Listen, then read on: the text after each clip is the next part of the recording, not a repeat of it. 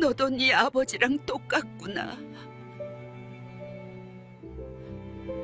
안녕하세요, 여러분. 오늘도 이렇게 찾아주셔서 진심으로 감사드립니다. 오늘 들려드릴 이야기는 조금 특별합니다. 시어머니가 며느리에게 이혼을 권하는 이야기입니다. 보통 시어머니라면 어떻게든 결혼 생활을 유지하라고 말씀하시지 않을까요? 그런데 이 이야기 속 시어머니는 달랐습니다. 대체 무슨 일이 있었기에 친아들과의 이혼을 며느리에게 권했을까요? 그 사연 속으로 함께 들어가 보시겠습니다. 그 전에 아직 구독과 좋아요를 누르지 않으셨다면 꼭 부탁드리겠습니다.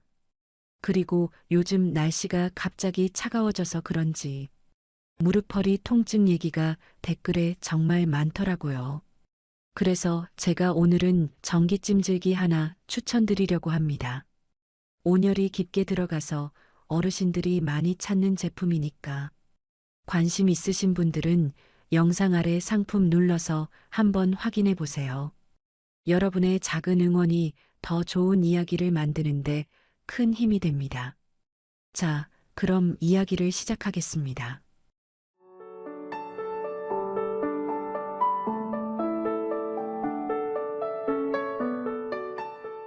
금요일 오후였습니다. 정순자 씨는 67의 나이에도 불구하고 매주 금요일마다 버스를 2번이나 갈아타고 며느리의 집을 찾았습니다. 손주를 봐주기 위해서였습니다. 순자 씨에게 금요일은 일주일 중 가장 기다려지는 날이었는데 내 살배기 손주 민준이의 웃음소리를 들을 수 있는 날이었기 때문입니다. 버스 창밖으로 스쳐 지나가는 거리의 풍경을 바라보면서 순자 씨는 오늘 민준이와 무엇을 하고 놀까 생각했습니다. 지난주에는 블록 쌓기를 했으니 오늘은 그림책을 읽어줘야겠다고 마음먹었습니다. 며느리 수빈 씨의 아파트에 도착한 것은 오후 2시가 조금 넘은 시각이었습니다. 순자 씨는 현관 비밀번호를 누르고 문을 열었습니다. 그런데 평소와 다른 광경이 눈에 들어왔습니다. 수빈 씨가 외출 준비를 하고 있었던 것입니다. 수빈 씨는 거울 앞에 서서 귀걸이를 달고 있었고 옆에는 가방이 놓여 있었습니다. 어머니, 어서 오세요. 수빈 씨가 밝은 얼굴로 시어머니를 맞이했습니다. 32살의 수빈 씨는 결혼한 지 5년이 되었지만 여전히 시어머니를 어려워하면서도 늘 예의 바르게 대했습니다. 순자 씨는 그런 며느리가 마음에 들었습니다. 요즘 세상에 시어머니한테 이렇게 잘하는 며느리가 어디 있겠느냐고 동네 사람들에게 자랑하곤 했습니다. 그래, 민준이는 어디 있니? 방에서 낮잠 자고 있어요. 조금 있으면 일어날 거예요. 수빈 씨는 대답하면서 가방을 들었습니다. 순자 씨는 며느리의 외출 차림을 보며 물었습니다. 어디 가려고? 네, 은행에 잠깐 다녀오려고요. 적금 만기가 돼서 처리할 게 있어서요. 금방 다녀올게요, 어머니. 순자 씨는 대수롭지 않게 고개를 끄덕였습니다. 며느리가 볼일을 보고 오는 동안 손주를 봐주면 되는 일이었습니다. 수빈 씨는 신발을 신으며 민준이가 일어나면 냉장고에 있는 과일을 좀 챙겨달라고 말했습니다. 순자 씨는 알았다고 대답하며 부엌 쪽으로 걸음을 옮기려 했습니다. 바로 그 순간이었습니다. 수빈 씨가 몸을 돌리다가 들고 있던 가방이 현관 신발장 모서리에 부딪혔습니다. 가방 지퍼가 제대로 잠기지 않았던 모양이었습니다. 가방 속 내용물이 현관 바닥으로 쏟아져 내렸습니다. 지갑, 손거울, 립스틱, 볼펜, 그리고 여러 장의 종이들이 흩어졌습니다. 수빈 씨는 당황하며 얼른 허리를 숙여 물건들을 주워 담기 시작했습니다. 아이고, 내가 주울게. 어서 가봐라. 순자 씨가 먼저 무릎을 굽히며 바닥에 떨어진 물건들을 집어들었습니다. 수빈 씨는 죄송하다며 연신 고개를 숙였습니다. 순자 씨는 괜찮다고 손을 내저으며 흩어진 물건들을 가방에 넣어 주었습니다. 그러다 손에 잡힌 것이 있었습니다. 구겨진 종이 한 장이었습니다. 무심코 펼쳐본 순자 씨의 눈이 그 위에 적힌 글씨에 멈추었습니다. 영수증이었습니다. 제주도에 있는 호텔 이름이 상단에 적혀 있었습니다. 그 아래에는 레스토랑 이름과 함께 2인 디너 코스라는 글씨가 선명하게 찍혀 있었습니다. 날짜는 이틀 전이었습니다. 순자 씨는 그 날짜를 보는 순간 심장이 덜컥 내려앉는 것을 느꼈습니다. 이틀 전 아들 태호는 부산으로 출장을 간다고 했습니다. 거래처 미팅이 있어서 하루 묵고 온다고 했습니다. 순자 씨는 그 말을 의심 없이 믿었습니다. 그런데 이 영수증은 무엇이란 말입니까? 부산이 아니라 제주도였습니다. 그것도 혼자가 아니라 누군가와 함께 2인 디너를 먹었다는 뜻이었습니다. 순자 씨의 손이 미세하게 떨리기 시작했습니다. 머릿속이 복잡해졌습니다. 이 영수증이 왜 며느리 가방에 있는 것일까? 혹시 태호가 출장 다녀와서 무심코 아내 가방에 넣어둔 것일까? 아니면 수빈이가 어디선가 이것을 발견한 것일까? 여러 가지 생각이 순식간에 스쳐 지나갔습니다. 어머니, 그것도 주세요. 제가 넣을게요. 수빈 씨가 손을 내밀었습니다. 순자 씨는 화들짝 정신을 차렸습니다. 며느리의 얼굴을 보니 아무것도 모르는 표정이었습니다. 영수증의 내용을 확인하지 않은 것이 분명했습니다. 순자 씨는 애써 표정을 감추며 영수증을 가방에 도로 넣어 주었습니다. 손이 떨리지 않도록 주의해야 했습니다. 다 주었다. 어서 다녀와라. 순자 씨의 목소리가 평소와 다르지 않기를 바랐습니다. 수빈 씨는 고맙다며 인사를 하고 현관문을 나섰습니다. 문이 닫히는 소리가 들렸습니다. 순자 씨는 그 자리에 서서 한동안 움직이지 못했습니다. 거실은 조용했습니다. 민준이가 자고 있는 방에서는 아무 소리도 들리지 않았습니다. 순자 씨는 천천히 거실 소파에 몸을 내렸습니다. 두 손을 무릎 위에 올렸는데 여전히 미세한 떨림이 멈추지 않았습니다. 방금 전 본 영수증의 글씨가 눈앞에 아른거렸습니다. 제주도 2인 디너 코스, 이틀 전 날짜. 그 세 가지가 머릿속에서 맴돌았습니다. 순자 씨는 창밖을 바라보았습니다. 오후 햇살이 거실로 부드럽게 들어오고 있었습니다. 평화로운 오후였습니다. 그런데 순자 씨의 마음은 전혀 평화롭지 않았습니다. 40년 전의 기억이 갑자기 떠올랐기 때문입니다. 그때도 이런 시기였습니다. 젊은 시절 순자 씨는 남편의 양복을 정리하다가 주머니에서 영화표 2장을 발견했습니다. 날짜를 보니 며칠 전이었고 그 영화를 순자 씨는 본 적이 없었습니다. 남편에게 물었더니 회사 동료와 봤다고 했습니다. 순자 씨는 그 말을 믿으려고 했습니다. 믿고 싶었습니다. 하지만 마음 한구석에 박힌 의심은 쉽게 사라지지 않았습니다. 그리고 그 의심은 결국 사실로 드러났습니다. 남편에게는 다른 여자가 있었습니다. 순자 씨는 그 사실을 알고도 이혼하지 못했습니다. 어린 태호가 있었기 때문입니다. 친정 어머니는 이혼하면 살 길이 없다며 참으라고 했습니다. 그 시절에는 이혼한 여자가 아이를 데리고 살아가기가 너무나 힘들었습니다. 순자 씨는 이를 악물고 참았습니다. 그렇게 40년을 버텼습니다. 남편의 눈치를 보며 자신의 감정을 죽이며 스스로를 지워가며 살았습니다. 지금 아들 태호가 그때의 남편과 같은 길을 가고 있는 것일까요? 순자 씨는 두 손으로 얼굴을 감쌌습니다. 아직 확실한 것은 아무것도 없었습니다. 영수증 하나만으로 단정 지을 수는 없었습니다. 어쩌면 다른 이유가 있을 수도 있었습니다. 순자 씨는 스스로를 진정시키려 했습니다. 하지만 가슴 한가운데 박힌 불안은 쉽게 가라앉지 않았습니다. 민준이 방에서 작은 소리가 들렸습니다.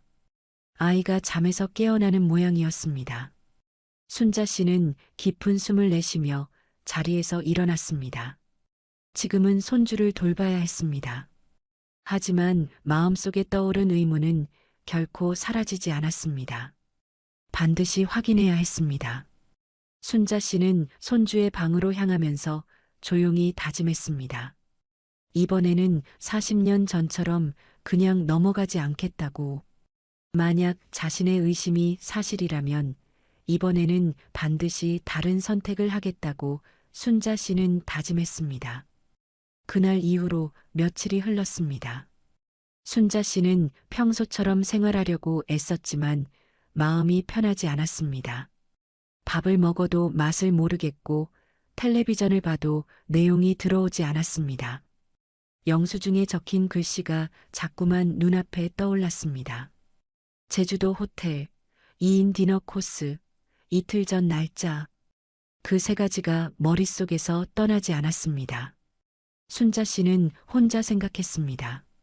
어쩌면 자신이 너무 예민하게 구는 것일 수도 있다고.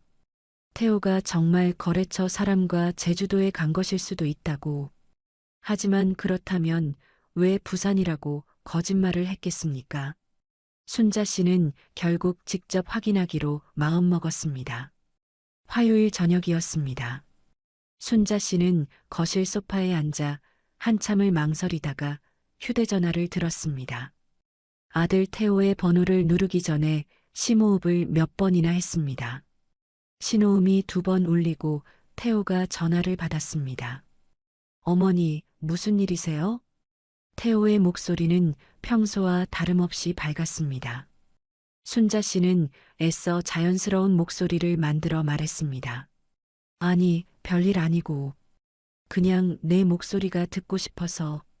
요즘 바쁘지? 네, 좀 바빠요. 프로젝트가 하나 끝나가는데 마무리할 게 많아서요. 태호는 36살의 대기업 과장이었습니다. 결혼한 지 5년이 되었고 아내 수빈 씨와 4살짜리 아들 민준이가 있었습니다. 순자 씨가 보기에 태호는 늘 성실한 아들이었습니다. 어릴 때부터 말썽 한번 피운 적 없이 착실하게 자랐고 좋은 대학을 나와 좋은 회사에 들어갔습니다. 순자 씨는 그런 아들이 자랑스러웠습니다. 그래서 더욱 믿고 싶지 않았습니다. 아들이 아내를 속이고 다른 여자를 만나고 있다는 사실을. 순자 씨는 본론을 꺼냈습니다. 최대한 무심한 척하면서 물었습니다. 그런데 지난주 출장은 어땠어? 부산 날씨는 괜찮았고? 전화기 너머로 잠깐의 침묵이 흘렀습니다. 순자 씨는 그 짧은 침묵 동안 심장이 빠르게 뛰는 것을 느꼈습니다. 하지만 태호의 대답은 곧바로 돌아왔습니다. 아, 네. 날씨가 좀 흐렸어요. 비가 올 것 같았는데 다행히 안 왔어요. 태호의 목소리에는 어떤 망설임도 없었습니다. 마치 실제로 부산에 다녀온 사람처럼 자연스럽게 말했습니다. 순자 씨는 가슴이 서늘해지는 것을 느꼈습니다. 아들이 거짓말을 하고 있다는 확신이 점점 강해졌습니다. 미팅은 잘 됐어? 거래처 사람들하고? 네, 잘 됐어요. 저녁에 회식도 했는데 다들 좋아하시더라고요. 아마 이번 계약은 잘 될 것 같아요. 태호는 구체적인 내용까지 술술 말했습니다. 회식 장소가 해운대 근처였다는 것, 거래처 부장님이 술을 좋아하셔서 2차까지 갔다는 것, 호텔에 늦게 들어가서 피곤했다는 것. 순자 씨는 듣고 있으면서 소름이 돋는 것을 느꼈습니다. 아들의 거짓말이 너무나 능숙했기 때문입니다. 미리 준비해둔 것처럼 막힘없이 말하는 태호의 모습에서 순자 씨는 40년 전 남편의 모습을 보았습니다. 그때도 그랬습니다. 남편도 이렇게 능숙하게 거짓말을 했습니다. 회사에서 야근했다. 출장 갔다 왔다. 동료들과 술 마셨다. 순자 씨는 그 말들을 믿었습니다. 의심하면서도 믿고 싶어서 믿었습니다. 그 결과가 무엇이었습니까? 40년간 속으면서 살았습니다. 어머니, 왜 그러세요? 무슨 일 있어요? 태호가 물었습니다. 순자 씨가 한동안 아무 말이 없자 이상하게 여긴 모양이었습니다. 순자 씨는 정신을 차리고 대답했습니다. 아니, 아무것도 아니야. 그냥 출장 다녀오느라 힘들었을까봐. 수빈이한테 잘해라. 내가 없는 동안 혼자 민준이 보느라 힘들었을 거 아니야. 네, 알겠어요. 어머니도 건강 챙기시고요. 전화가 끊어졌습니다. 순자 씨는 한동안 전화기를 손에 든 채 움직이지 못했습니다. 거실은 조용했고 시계 초침 소리만 규칙적으로 들렸습니다. 순자 씨는 천천히 전화기를 내려놓았습니다. 손이 미세하게 떨리고 있었습니다. 아들이 거짓말을 하고 있다는 것은 이제 거의 확실했습니다. 부산에 간 적이 없으면서 부산 날씨를 말하고 해운대 근처에서 회식했다고 말하는 것은 명백한 거짓말이었습니다. 태호는 그날 제주도에 있었습니다. 누군가와 함께 호텔에서 2인 디너를 먹었습니다. 그 누군가가 누구인지는 아직 알 수 없었지만 아내가 아니라는 것만은 분명했습니다. 수빈 씨는 그날 집에 있었기 때문입니다. 순자 씨는 창밖을 바라보았습니다. 해가 지고 있었고 하늘이 붉게 물들어 있었습니다. 순자 씨는 생각했습니다. 이제 어떻게 해야 하는가? 아들에게 직접 따져야 하는가? 아니면 며느리에게 말해야 하는가? 하지만 영수증 하나와 아들의 거짓말만으로는 부족했습니다. 확실한 증거가 필요했습니다. 자신의 눈으로 직접 봐야 했습니다. 순자 씨는 결심했습니다. 내일 태호의 회사 근처에 가보기로 했습니다. 퇴근 시간에 맞춰 가서 아들이 누구와 함께 나오는지 확인할 생각이었습니다. 만약 아무 일도 없다면 그것으로 좋았습니다. 자신의 기우였다며 안도할 수 있었습니다. 하지만 만약 자신의 의심이 맞다면 그때는 가만히 있지 않을 생각이었습니다. 순자 씨는 자리에서 일어나 부엌으로 갔습니다. 저녁을 준비해야 했지만 입맛이 없었습니다. 그래도 뭐라도 먹어야 했습니다. 내일은 긴 하루가 될 것이기 때문이었습니다. 순자 씨는 냉장고를 열면서 마음속으로 되뇌었습니다. 40년 전에는 참았다. 어린 태호를 위해서 살 길이 없다는 친정어머니 말에 그렇게 참았다. 하지만 이번에는 다르다. 이번에는 반드시 진실을 확인하겠다. 순자 씨는 쌀을 씻으면서 며느리 수빈 씨의 얼굴을 떠올렸습니다. 늘 밝게 웃으며 시어머니를 맞이하던 수빈 씨. 남편을 믿고 아이를 키우며 성실하게 살아가는 수빈 씨. 만약 태호가 정말 바람을 피우고 있다면 수빈 씨는 어떻게 될까요? 자신처럼 속으면서 평생을 살아야 할까요? 아니면 다른 선택을 할 수 있을까요? 순자 씨는 수빈 씨에게는 자신과 같은 삶을 살게 하고 싶지 않았습니다. 진실을 알 권리가 있다고 생각했습니다. 물론 그 진실이 얼마나 고통스러운 것인지 순자 씨는 누구보다 잘 알았습니다. 하지만 모르고 속는 것보다는 알고 선택하는 것이 낫다고 생각했습니다. 적어도 자신에게는 그 선택의 기회조차 없었습니다. 아무것도 모른 채 40년을 보냈고 알았을 때는 이미 너무 늦어 있었습니다. 밥솥에서 김이 오르기 시작했습니다. 순자 씨는 반찬을 준비하면서 내일의 계획을 머릿속으로 정리했습니다. 오후 6시쯤 태호의 회사 근처에 도착해야 했습니다. 근처 카페에 앉아서 회사 건물 출입구를 볼 수 있는 자리를 잡아야 했습니다. 태호가 나올 때까지 기다렸다가 누구와 함께 나오는지 확인해야 했습니다. 혼자 나온다면 그것으로 좋았습니다. 하지만 만약 누군가와 함께 나온다면, 그것도 여자와 함께 나온다면 순자 씨는 그때 자신이 어떤 감정을 느끼게 될지 알 수 없었습니다. 저녁을 먹고 설거지를 마친 순자 씨는 일찍 잠자리에 들었습니다. 하지만 잠은 쉽게 오지 않았습니다. 천장을 바라보며 이런저런 생각을 하다 보니 밤이 깊어갔습니다. 순자 씨는 눈을 감으며 중얼거렸습니다. 제발 내 기우이기를. 태호가 정말 출장만 다녀온 것이기를. 하지만 마음 한구석에서는 이미 알고 있었습니다. 그렇게 능숙하게 거짓말하는 사람이 아무 일도 없을 리가 없다는 것을 순자 씨는 이미 알고 있었습니다. 다음 날 오후 순자 씨는 집을 나섰습니다. 평소에는 잘 입지 않는 어두운 색 외투를 걸쳤고 모자까지 눌렀었습니다. 혹시라도 아들에게 들킬까봐 신경이 쓰였기 때문입니다. 지하철을 타고 태호의 회사가 있는 역에서 내린 순자 씨는 주변을 둘러보았습니다. 이 근처에 온 것은 몇 년 만이었습니다. 태호가 이 회사에 입사했을 때 축하한다고 한번 찾아온 적이 있었는데 그때와는 거리 풍경이 많이 달라져 있었습니다. 새 건물들이 들어서 있었고 카페와 음식점들이 줄지어 있었습니다. 순자 씨는 태호의 회사 건물이 보이는 카페를 찾았습니다. 건물 출입구가 잘 보이는 창가 자리에 앉았습니다. 따뜻한 차를 시키고 시계를 확인하니 오후 6시가 조금 안 된 시각이었습니다. 태호의 퇴근 시간은 보통 7시쯤이라고 들었으니 1시간 정도는 기다려야 했습니다. 순자 씨는 차를 홀짝이며 창밖을 바라보았습니다.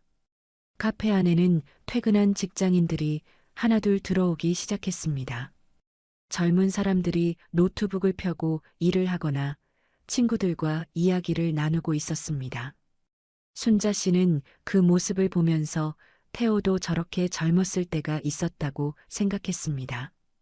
대학교 졸업하고 처음 취직했을 때 태호는 얼마나 기뻐했던가요? 어머니한테 월급 타면 맛있는 거 사드리겠다고 했습니다. 그리고 정말 첫 월급 받은 날 고깃집에 데려가서 밥을 사줬습니다. 순자 씨는 그날이 아직도 기억났습니다. 아들이 자랑스럽고 고마워서 눈물이 났었습니다. 그런 아들이 언제부터 거짓말을 하게 된 걸까요? 순자 씨는 깊은 한숨을 내쉬었습니다. 창밖으로 해가 서서히 기울고 있었습니다. 거리에 가로등이 하나둘 켜지기 시작했습니다. 순자 씨는 차가 식는 것도 모르고 창밖만 바라보았습니다. 머릿속으로 여러 가지 상황을 상상했습니다. 태호가 혼자 나오는 모습, 동료들과 함께 나오는 모습, 그리고 여자와 함께 나오는 모습. 마지막 상상을 할 때마다 순자 씨는 가슴이 철렁 내려앉는 것을 느꼈습니다. 제발 아니기를 바랐습니다. 제발 자신의 기우이기를 간절히 바랐습니다. 시간이 흘러 오후 7시가 되었습니다. 순자 씨는 자세를 고쳐 앉으며 회사 건물 출입구에 시선을 고정했습니다. 퇴근하는 사람들이 하나둘 건물에서 나오기 시작했습니다. 양복을 입은 남자들, 정장을 차려입은 여자들이 발걸음을 재촉하며 지하철역 쪽으로 향했습니다. 순자 씨는 그 사이에서 아들의 모습을 찾았습니다.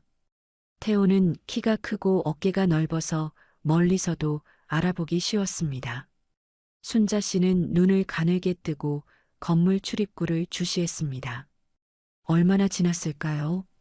7시를 조금 넘긴 시각이었습니다. 순자 씨의 눈에 익숙한 실루엣이 들어왔습니다. 태호였습니다. 검은색 코트를 입고 서류 가방을 든 태호가 건물에서 나왔습니다.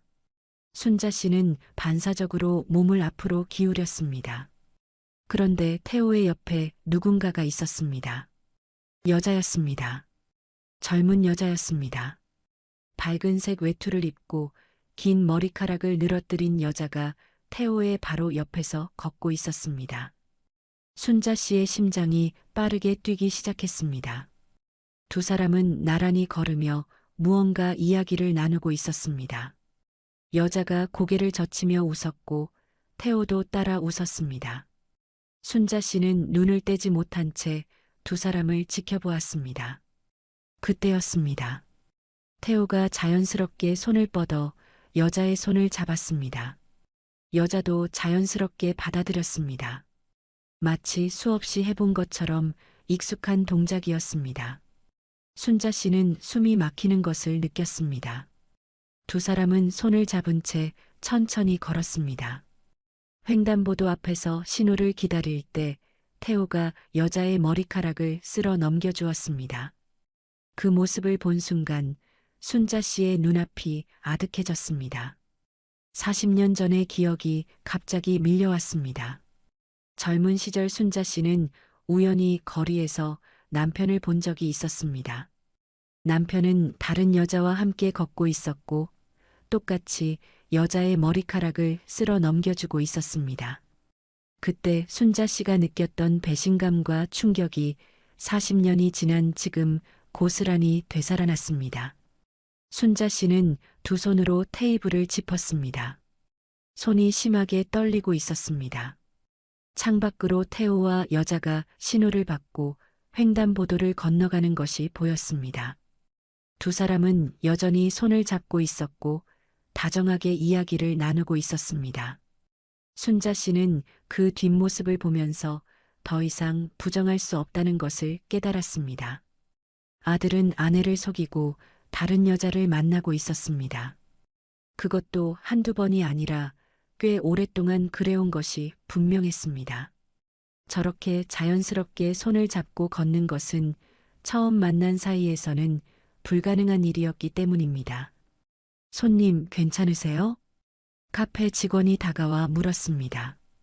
순자 씨의 안색이 좋지 않아 보였던 모양입니다. 순자 씨는 고개를 끄덕이며 괜찮다고 대답했습니다. 하지만 목소리가 떨려 나왔습니다. 직원이 걱정스러운 표정으로 물을 한 잔 가져다 주었습니다. 순자 씨는 물을 마시며 마음을 진정시키려 했습니다. 한참이 지나서야 순자 씨는 자리에서 일어날 수 있었습니다. 다리가 후들거려서 걷기가 힘들었습니다. 카페를 나온 순자 씨는 차가운 바람을 맞으며 천천히 걸었습니다. 머릿속이 복잡했습니다. 이제 어떻게 해야 하는가? 아들에게 직접 따져야 하는가? 아니면 며느리에게 말해야 하는가?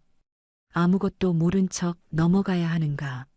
40년 전 순자 씨는 참았습니다.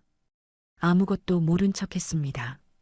어린 태호를 위해서 이혼하면 살 길이 없다는 친정어머니 말에 그렇게 평생을 참았습니다.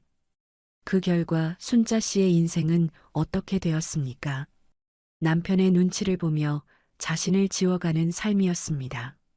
화가 나도 참고 서러워도 참고 억울해도 참는 삶이었습니다. 남편은 끝내 바뀌지 않았고 순자 씨만 늙어갔습니다. 그것이 참는다고 해결되는 문제가 아니라는 것을 알았을 때는 이미 너무 늦어 있었습니다.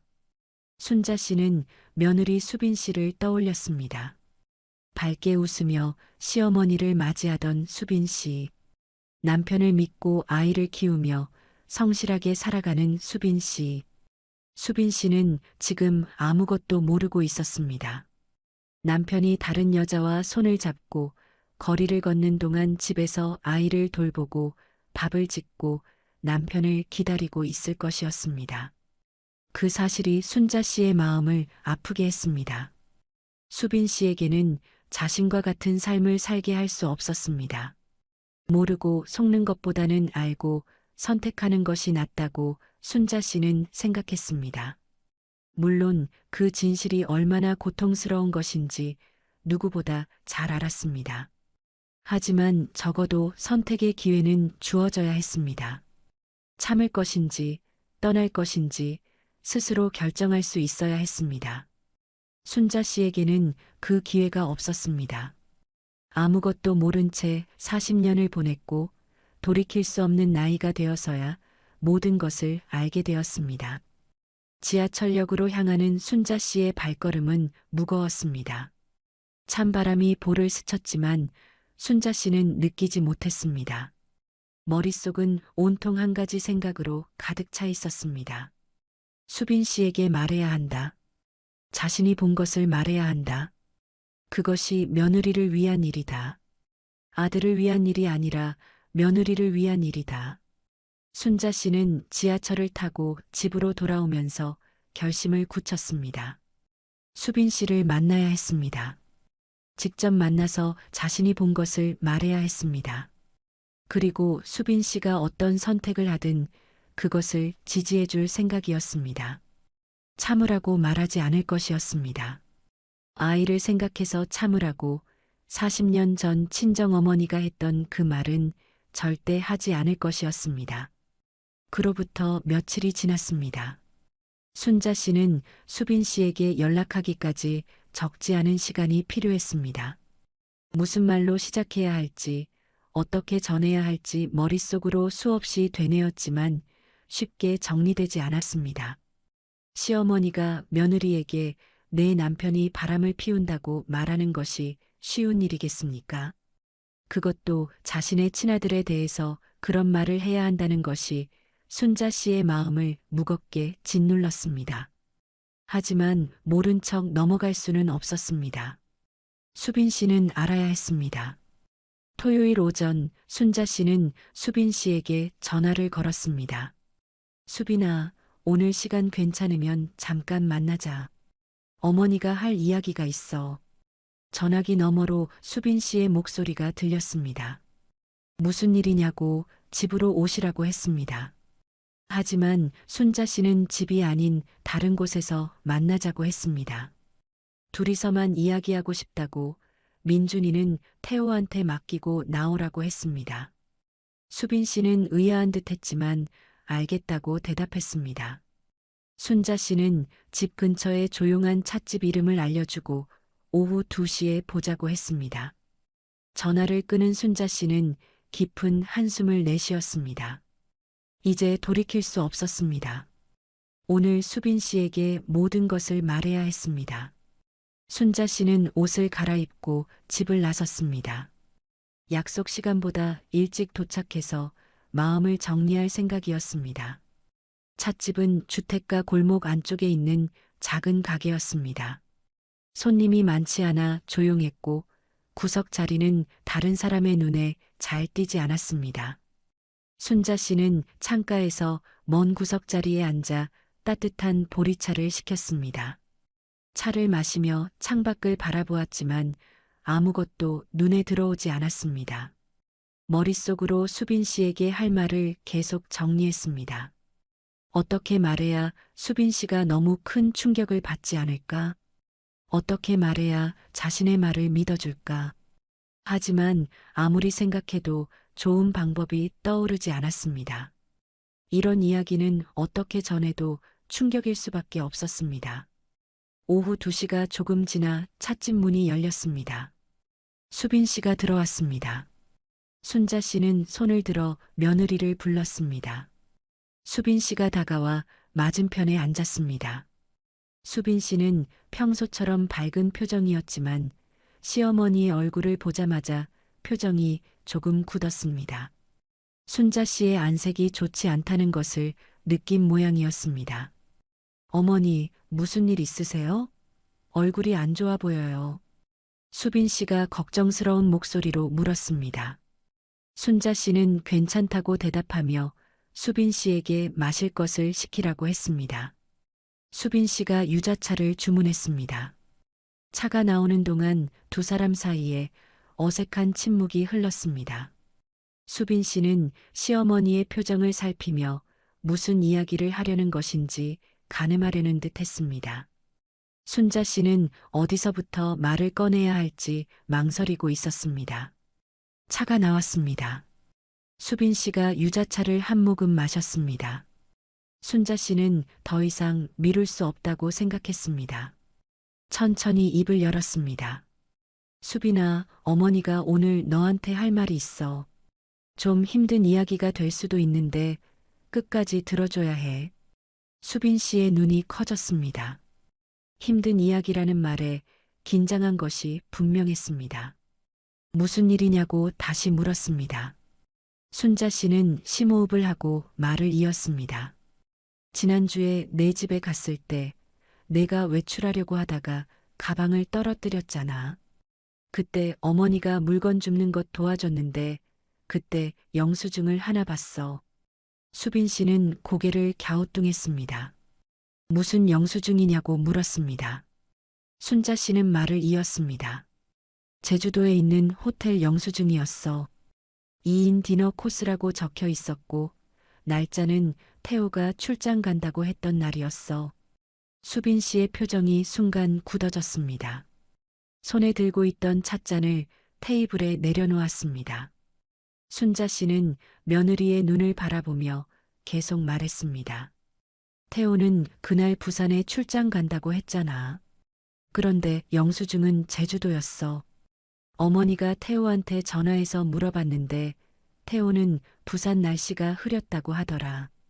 해운대 근처에서 회식했다고 하더라. 수빈 씨는 아무 말도 하지 못했습니다. 얼굴이 점점 창백해지고 있었습니다. 순자 씨는 여기서 멈추지 않았습니다. 여기서 멈추면 안 됐습니다. 어머니가 직접 본 것도 있어. 수빈 씨가 고개를 들었습니다. 눈이 떨리고 있었습니다. 순자 씨는 마음을 굳게 먹고 말했습니다. 며칠 전에 태호 회사 근처에 갔었어. 퇴근 시간에 맞춰서 태호가 건물에서 나오는데 옆에 여자가 있었어. 젊은 여자였어. 두 사람이 손을 잡고 걸어가더라. 태호가 그 여자 머리카락을 쓸어 넘겨주는 것도 봤어. 말을 마친 순자 씨는 깊은 숨을 내쉬었습니다. 할 말은 다 했습니다. 이제 수빈 씨의 반응을 기다려야 했습니다. 수빈 씨는 한동안 아무 말도 하지 못했습니다. 고개를 숙인 채 테이블만 바라보고 있었습니다. 어깨가 미세하게 떨리는 것이 보였습니다. 순자 씨는 며느리의 손을 잡아주고 싶었지만 쉽게 손이 나가지 않았습니다. 얼마나 시간이 흘렀을까요? 수빈 씨의 입에서 작은 소리가 새어나왔습니다. 알고 있었어요. 순자 씨는 깜짝 놀랐습니다. 알고 있었다니 그게 무슨 말입니까? 수빈 씨가 천천히 고개를 들었습니다. 눈에 눈물이 가득 고여 있었습니다. 알고 있었어요. 아니, 알고 있었다기보다는 느끼고 있었어요. 몇 달 전부터 이상하다고 생각했어요. 수빈 씨의 목소리가 떨리고 있었습니다. 순자 씨는 아무 말 없이 며느리의 말을 들었습니다. 야근이 너무 잦았어요. 예전에는 그렇지 않았는데 몇 달 전부터 갑자기 야근이 많아졌어요. 주말에도 회사에 나간다고 했어요. 전화해도 잘 안 받고 받아도 금방 끊었어요. 집에 와서도 예전처럼 대화를 안 했어요. 물어보면 피곤하다고만 했어요. 수빈 씨의 눈에서 눈물이 흘러내렸습니다. 수빈 씨는 손등으로 눈물을 닦으며 말을 이었습니다. 이상하다고 느꼈어요. 뭔가 달라졌다는 걸 알았어요. 그런데 믿고 싶지 않았어요. 내가 너무 예민한 거라고, 남편이 회사에서 힘든 거라고 그렇게 스스로를 다독였어요.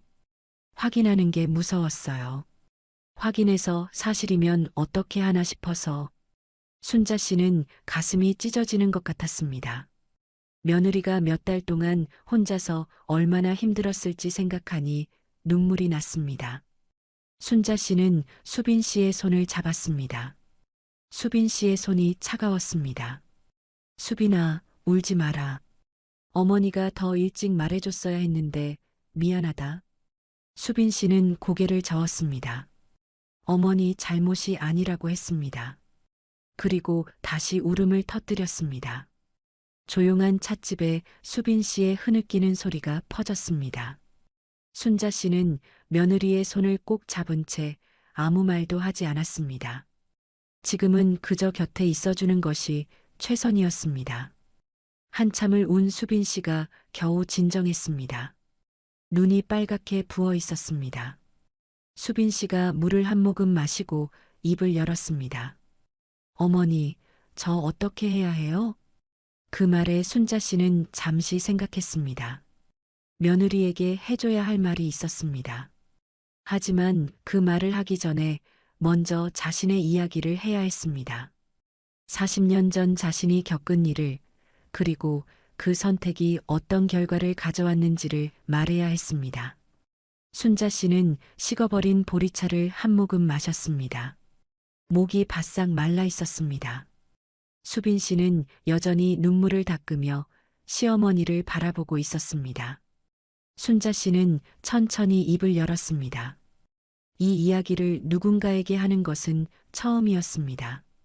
평생 가슴속에만 묻어두었던 이야기였습니다. 수빈아, 어머니가 내 나이쯤이었을 때 일이야. 그때도 지금 너처럼 이상하다는 걸 느꼈어. 수빈 씨가 고개를 들었습니다. 순자 씨는 먼 곳을 바라보며 말을 이었습니다. 그때 태호 아버지가 자꾸 늦게 들어오는 거야. 야근이다, 회식이다, 출장이다, 핑계가 많았어. 나도 처음에는 믿었어. 남편이 회사에서 바쁜가 보다 하고. 그런데 어느 날 남편 양복 주머니에서 영화표 2장이 나왔어.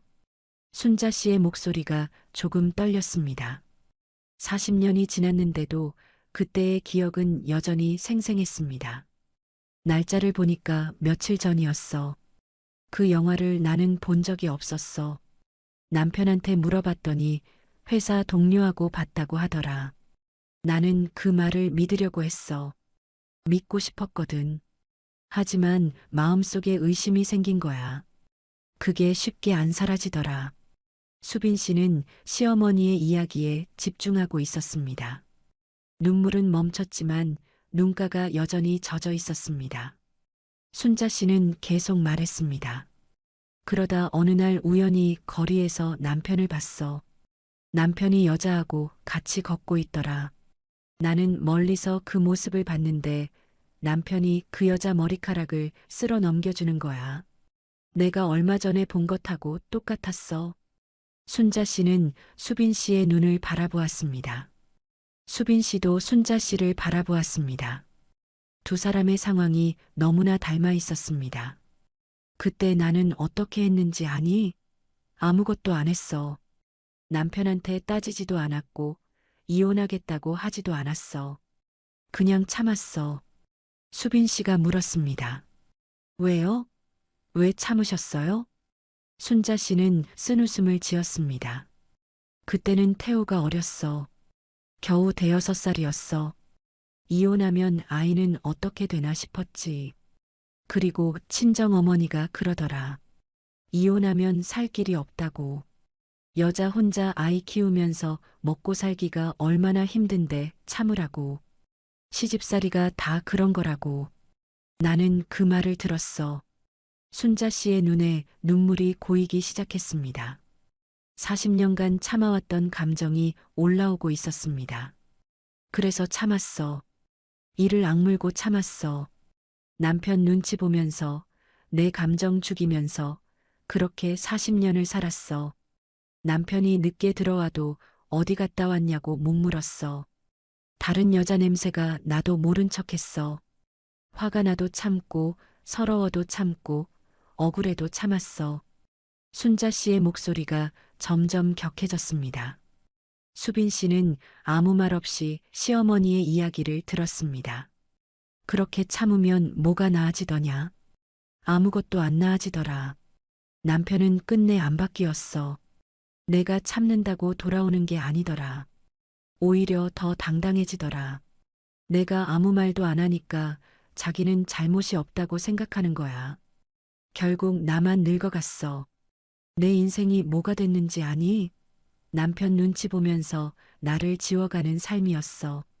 내가 뭘 좋아하는지, 뭘 하고 싶은지, 그런 거 다 잊어버렸어. 그냥 남편한테 맞춰서, 아이한테 맞춰서, 나는 없는 사람처럼 살았어. 순자 씨는 눈물을 닦으며 잠시 말을 멈췄습니다. 수빈 씨도 다시 눈물을 흘리고 있었습니다. 시어머니의 이야기가 남의 이야기 같지 않았기 때문입니다. 며칠 전까지 자신이 하고 있던 생각과 너무나 비슷했습니다. 남편이 바쁜가 보다, 내가 예민한 거다, 참으면 괜찮아질 거다. 그렇게 스스로를 다독이며 몇 달을 보냈습니다. 순자 씨가 수빈 씨의 손을 잡았습니다. 이번에는 꽉 잡았습니다. 수빈아, 내가 왜 이 이야기를 하는지 알겠니? 수빈 씨가 고개를 끄덕였습니다. 하지만 아직 확실히는 모르는 눈빛이었습니다. 순자 씨가 말했습니다. 나는 내가 나처럼 살지 않았으면 해서 그래. 40년 전에 내가 참지 않았더라면 내 인생이 어떻게 됐을까 가끔 생각해. 물론 힘들었겠지. 혼자 아이 키우면서 돈 벌어야 했을 거야. 사람들 시선도 따가웠을 거야. 그래도 적어도 내 인생을 살 수 있었을 거야. 남편 눈치 보면서 숨죽이고 사는 것보다는 나았을 거야.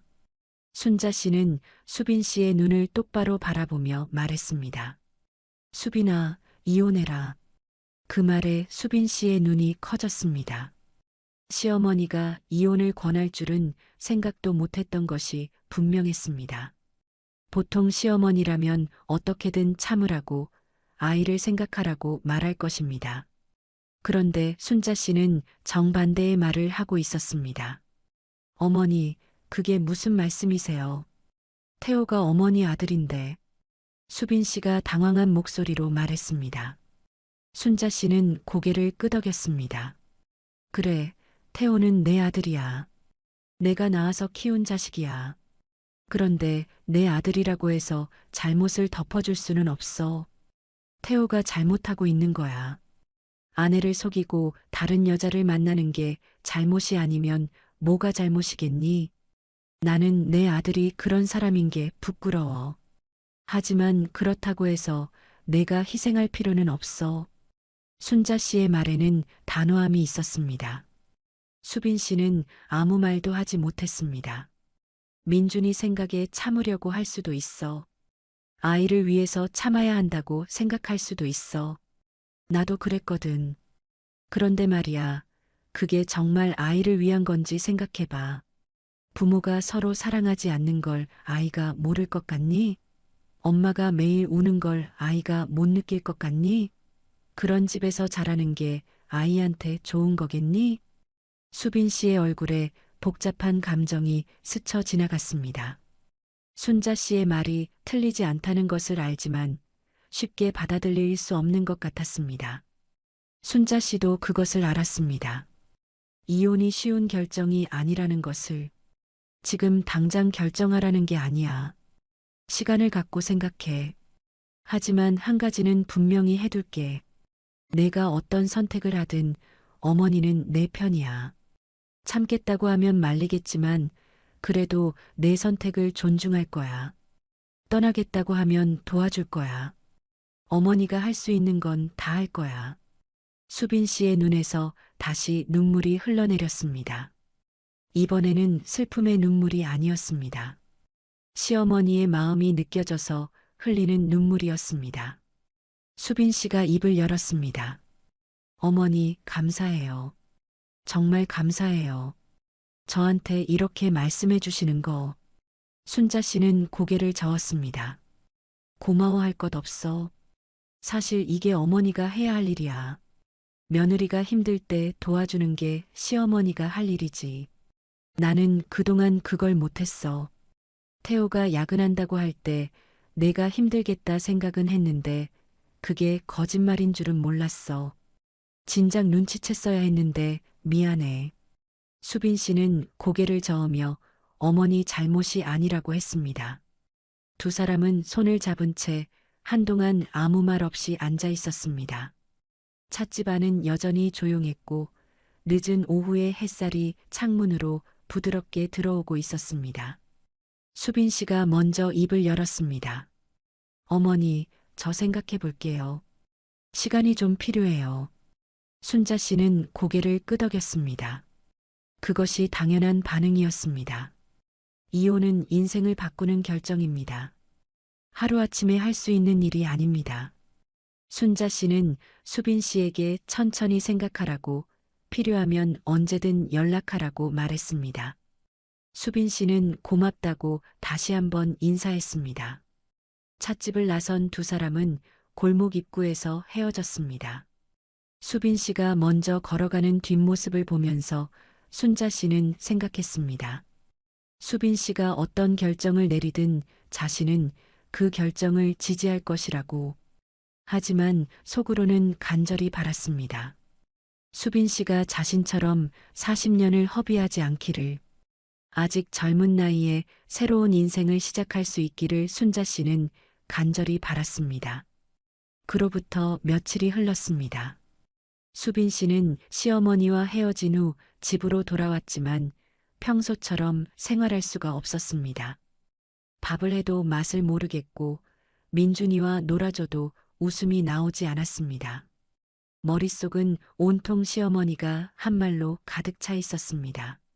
제주도 영수증, 손을 잡고 걷던 두 사람, 머리카락을 쓸어 넘기던 손길, 그리고 40년을 참으며 살았다는 시어머니의 고백. 수빈 씨는 밤마다 잠을 이루지 못했습니다. 눈을 감으면 남편과 다른 여자가 함께 걷는 모습이 떠올랐습니다. 한 번도 본 적 없는 장면인데도 너무나 선명하게 그려졌습니다. 태호는 여전히 늦게 들어왔습니다.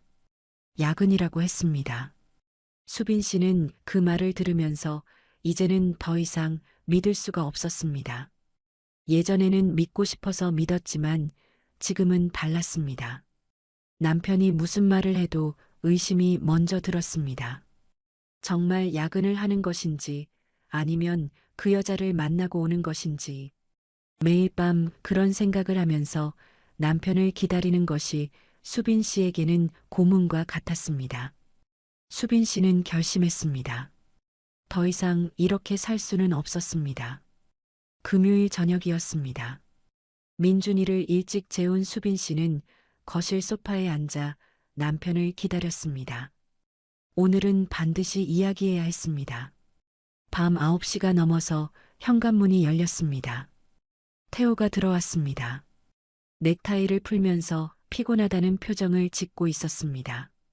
수빈 씨를 보더니 아직 안 잤냐고 물었습니다. 당신 여기 앉아봐요.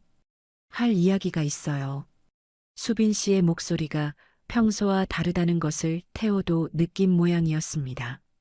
뭔데 그렇게 심각하냐고 물으면서도 소파에 앉았습니다. 수빈 씨는 남편의 맞은편에 앉았습니다. 두 사람 사이에 무거운 침묵이 흘렀습니다. 태호가 먼저 입을 열었습니다. 무슨 일이야? 민준이한테 무슨 일 있어? 민준이는 아무 일 없어요. 수빈 씨는 담담하게 대답했습니다. 그리고 심호흡을 한 번 하고 본론을 꺼냈습니다. 당신 지난주에 출장 어디 갔다 왔어요? 태호의 표정이 순간 굳었습니다. 하지만 곧바로 평소의 표정을 되찾으며 대답했습니다. 부산이라고 했잖아. 왜? 정말 부산이었어요? 수빈 씨가 다시 물었습니다. 태호는 당연하다는 듯이 고개를 끄덕였습니다. 그 모습을 보면서 수빈 씨는 가슴이 서늘해지는 것을 느꼈습니다. 눈앞에서 이렇게 태연하게 거짓말을 하다니. 수빈 씨는 가방에서 영수증을 꺼냈습니다. 시어머니에게서 건네받은 것이었습니다. 테이블 위에 영수증을 내려놓았습니다. 이게 뭔지 알아요? 태호가 영수증을 집어들었습니다. 영수증을 확인하는 순간 태호의 얼굴이 눈에 띄게 굳어졌습니다. 제주도 호텔 레스토랑, 2인 디너 코스, 그리고 자신이 출장 갔다고 했던 날짜. 태호는 잠시 아무 말도 하지 못했습니다. 이거 어디서 났어? 태호가 물었습니다. 목소리가 약간 떨리고 있었습니다. 수빈 씨는 대답하지 않고 다른 말을 했습니다. 당신이 부산에 있을 때 날씨가 흐렸다고 했지요. 해운대 근처에서 회식했다고 했지요. 그런데 이 영수증은 제주도예요. 어떻게 된 거예요? 태호는 당황한 기색이 역력했습니다. 하지만 곧 변명을 시작했습니다. 아, 이거는 출장 끝나고 잠깐 제주도 들른 거야. 거래처 사람이 제주도에서 보자고 해서. 2인 디너요? 거래처 사람하고 호텔에서 2인 디너를 먹었다고요? 수빈 씨의 목소리가 날카로워졌습니다. 태호는 말을 더듬기 시작했습니다. 그러면서 점점 화를 내기 시작했습니다. 아니, 왜 이래? 내가 출장 가서 밥 먹은 게 뭐가 문제야? 왜 이렇게 따지고 그래? 따지는 게 아니라 물어보는 거예요. 당신이 거짓말을 했으니까. 수빈 씨도 물러서지 않았습니다. 태호는 거짓말이 아니라고, 정말 거래처 사람과 만난 거라고 소리를 높였습니다. 수빈 씨는 그 모습을 보면서 마지막 카드를 꺼내기로 했습니다. 어머니가 봤어요. 그 말에 태호가 멈칫했습니다. 어머니가 뭘 봤냐고 물었습니다. 수빈 씨는 담담하게 말했습니다. 당신 회사 앞에서 당신을 봤대요. 퇴근할 때 여자하고 같이 나오는 거, 손잡고 걸어가는 거, 그 여자 머리카락 쓸어 넘겨주는 거, 다 봤대요. 태호의 얼굴이 하얗게 질렸습니다. 입을 열었다 닫기를 몇 번 반복했습니다. 아무 말도 나오지 않는 모양이었습니다.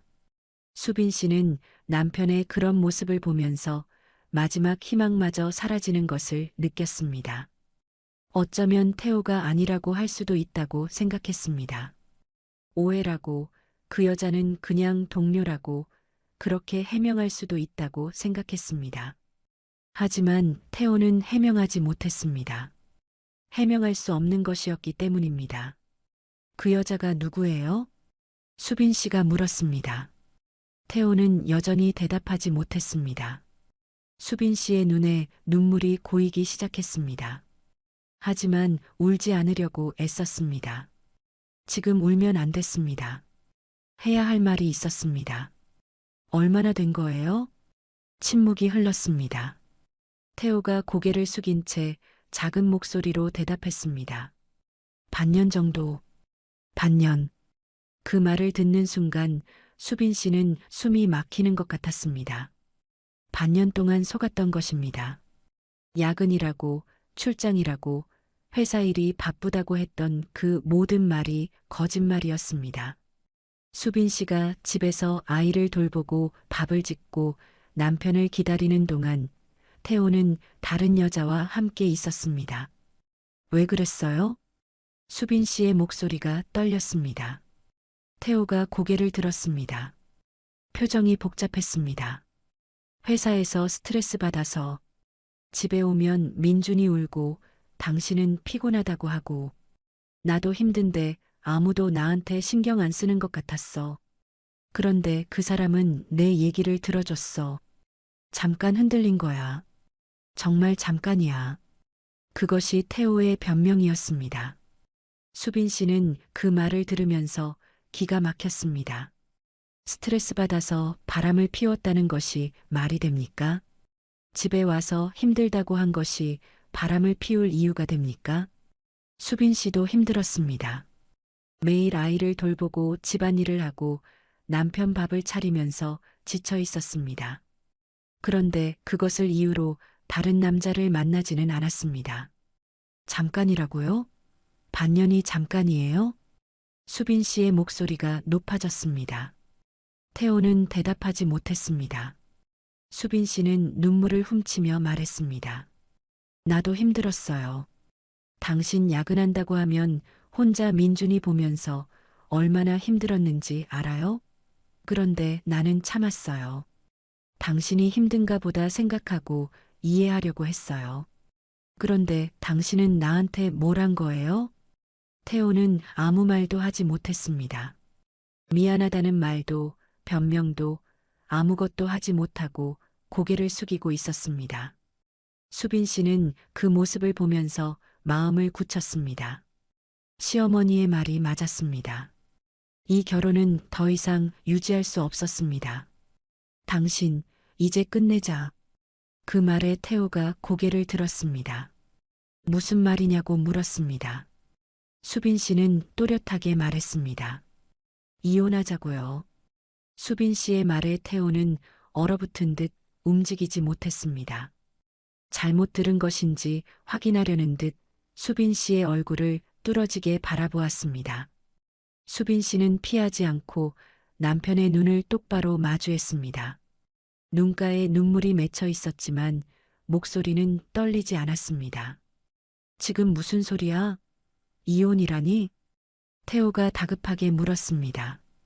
목소리에 당황한 기색이 역력했습니다. 수빈 씨는 담담하게 대답했습니다. 내가 한 말 그대로예요. 우리 이혼해요. 태호는 자리에서 벌떡 일어났습니다. 거실을 왔다 갔다 하면서 머리카락을 쥐어뜯었습니다. 그러다 다시 수빈 씨 앞에 섰습니다. 잠깐만. 진정하고 얘기하자. 내가 잘못했어. 그건 인정해. 하지만 이혼까지 할 일이야? 우리 민준이도 있잖아. 민준이 생각 안 해? 태호가 아들 이름을 꺼내자 수빈 씨의 눈에 복잡한 감정이 스쳤습니다. 민준이를 생각하지 않은 것이 아니었습니다. 오히려 너무 많이 생각했습니다. 아이를 위해서 참아야 하나, 아이를 위해서 떠나야 하나, 며칠 동안 그 생각뿐이었습니다. 하지만 결론은 분명했습니다. 민준이 때문에 이혼하는 거예요. 수빈 씨가 말했습니다. 태호가 무슨 소리냐는 표정을 지었습니다. 수빈 씨가 설명했습니다. 부모가 서로 사랑하지 않는 집에서 자라는 게 아이한테 좋을 것 같아요? 엄마가 매일 울고 아빠는 집에 안 들어오고 그런 집에서 자라는 게 민준이한테 행복한 거예요? 나는 그렇게 생각 안 해요. 차라리 엄마 아빠가 따로 살아도 각자 행복하게 사는 게 민준이한테 나아요. 태호는 말문이 막힌 듯 했습니다. 수빈 씨의 말을 반박하고 싶었지만 마땅한 말이 떠오르지 않는 모양이었습니다. 태호는 다시 소파에 털썩 주저앉았습니다. 두 손으로 얼굴을 감싸며 한숨을 내쉬었습니다. 내가 끝낼게. 그 사람하고 끝낸다고. 다신 안 만나. 그러니까 다시 생각해봐. 태호가 고개를 들어 수빈 씨를 바라보며 말했습니다. 하지만 수빈 씨는 고개를 저었습니다. 끝낸다고 해서 달라지는 게 뭐가 있어요? 당신이 나한테 거짓말했다는 사실은 안 변해요. 반년 동안 속았다는 사실은 안 변해요. 나는 이제 당신을 못 믿겠어요. 수빈 씨의 목소리에는 슬픔보다 체념이 묻어 있었습니다. 태호는 그 목소리를 듣고 당황하기 시작했습니다. 수빈이 정말로 마음을 정했다는 것을 느낀 것이었습니다. 태호는 다급해졌습니다. 무슨 말이든 해야 했습니다. 그래, 내가 잘못했어. 크게 잘못했어. 미안해. 정말 미안해. 다시는 안 그럴게. 한 번만 기회를 줘. 태호가 수빈 씨의 손을 잡으려 했습니다. 하지만 수빈 씨는 손을 빼며 자리에서 일어났습니다. 그 기회를 왜 내가 줘야 하는데요? 당신이 그 기회를 버린 거잖아요. 나는 당신한테 잘했어요. 야근한다고 하면 밥 차려놓고 기다렸어요. 힘들다고 하면 아무 말 안 하고 쉬라고 했어요. 나는 당신 믿었어요. 그런데 당신은 그 믿음을 배신한 거잖아요. 수빈 씨의 눈에서 눈물이 흘러내렸습니다. 하지만 목소리는 여전히 또렷했습니다. 태호는 아무 말도 하지 못했습니다. 수빈 씨의 말이 모두 사실이었기 때문입니다. 그리고 당신, 아까 뭐라고 했어요? 스트레스 받아서 그랬다고요? 집에 오면 힘들다고요? 그게 이유가 돼요? 나도 힘들었어요. 매일 얼마나 힘들었는지 당신은 몰라요. 그런데 나는 당신한테 그런 짓 안 했어요. 태호는 고개를 숙인 채 아무 말도 하지 못했습니다. 변명할 수가 없었습니다. 수빈 씨가 말한 것은 모두 사실이었고 자신이 한 일은 어떤 이유로도 정당화될 수 없었습니다. 잠시 침묵이 흐른 뒤 태호가 갑자기 고개를 들었습니다. 눈빛이 달라져 있었습니다. 잠깐 어머니가 봤다고 했지? 어머니가 회사 앞에까지 와서 나를 봤다고? 수빈 씨는 대답하지 않았습니다. 태호가 자리에서 일어났습니다. 얼굴에 분노가 떠오르고 있었습니다. 어머니가 이혼하라고 한 거야? 당신한테 이혼하라고 시킨 거지? 태호의 목소리가 높아졌습니다. 수빈 씨는 고개를 저었습니다. 어머니가 시킨 거 아니에요. 내가 결정한 거예요. 거짓말하지 마. 당신 성격에 이혼 얘기를 먼저 꺼낼 사람이 아니잖아. 어머니가 부추긴 거지. 왜 남의 부부 일에 끼어들어서 이러는 건데? 태호가 흥분하기 시작했습니다. 자신의 잘못은 생각하지 않고 어머니에게 화를 돌리고 있었습니다. 수빈 씨는 그런 남편의 모습을 보며 더욱 마음이 굳어졌습니다. 어머니 탓하지 마요. 어머니는 내가 알아야 할 걸 알려주신 거예요. 당신이 숨긴 걸 알려주신 거예요. 그게 잘못이에요? 남의 부부 일에 왜 끼어들어? 당신이 먼저 잘못하지 않았으면 끼어들 일도 없었어요. 수빈 씨가 단호하게 말했습니다. 태호는 할 말을 잃었습니다. 그러다 갑자기 전화기를 집어들었습니다. 어머니한테 전화할 거야. 이게 말이 되는 건지 직접 따질 거야. 태호가 전화기를 귀에 대려는 순간 현관문이 열리는 소리가 들렸습니다. 두 사람이 동시에 고개를 돌렸습니다. 현관에 순자 씨가 서 있었습니다. 순자 씨는 무표정한 얼굴로 거실로 들어왔습니다. 태호는 전화기를 내리며 어머니를 노려보았습니다. 어머니, 왜 여기 와요? 태호의 목소리에 분노가 담겨 있었습니다. 하지만 순자 씨는 아랑곳하지 않았습니다. 천천히 거실 안으로 들어와 아들 앞에 섰습니다. 수빈이한테 전화 왔어. 오늘 너하고 얘기한다고. 그래서 왔어. 순자 씨의 목소리는 낮지만 단단했습니다. 태호는 어머니를 노려보며 말했습니다. 어머니가 수빈이한테 이혼하라고 했죠? 왜 그래요? 저는 어머니 아들이잖아요. 왜 남편하고 이혼하라고 해요? 순자 씨는 아들의 말을 듣고도 표정이 변하지 않았습니다. 담담하게 대답했습니다. 그래, 내가 했다. 이혼하라고 했다. 태호는 어이가 없다는 듯 웃음을 터뜨렸습니다. 하지만 웃음에 분노가 섞여 있었습니다. 어머니가 어떻게 그래요? 저는 어머니 아들이에요. 그런데 왜 남편을 들어요? 남편을 드는 게 아니라 잘못한 사람한테 잘못했다고 하는 거야. 순자 씨가 말했습니다.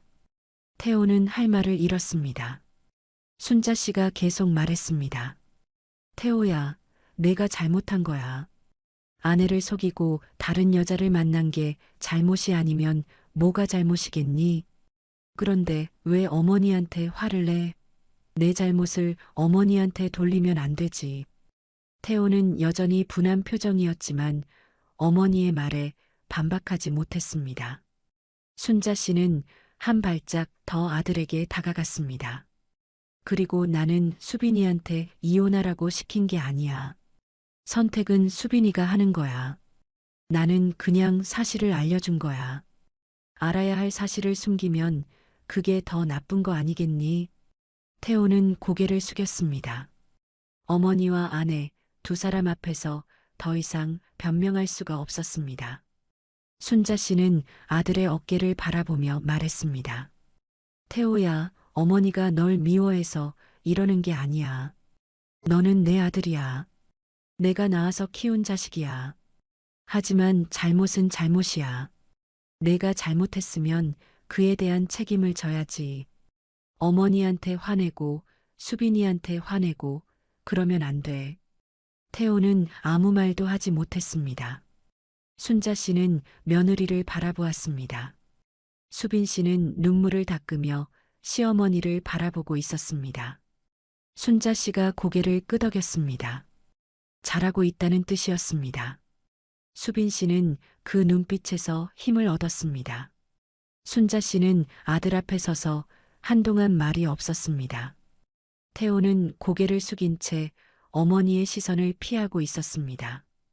평생 어머니에게 혼난 적이 없는 아들이었습니다. 어릴 때부터 착실했고 말썽 한번 피우지 않았습니다. 순자 씨는 그런 아들이 자랑스러웠습니다. 그래서 더욱 실망이 컸습니다. 자신의 아들이 아내를 속이고 다른 여자를 만나다니. 더구나 들켰는데도 반성하기는커녕 어머니에게 화를 내다니. 태호야. 순자 씨가 낮은 목소리로 아들의 이름을 불렀습니다. 태호가 천천히 고개를 들었습니다. 순자 씨는 아들의 눈을 똑바로 바라보며 말했습니다.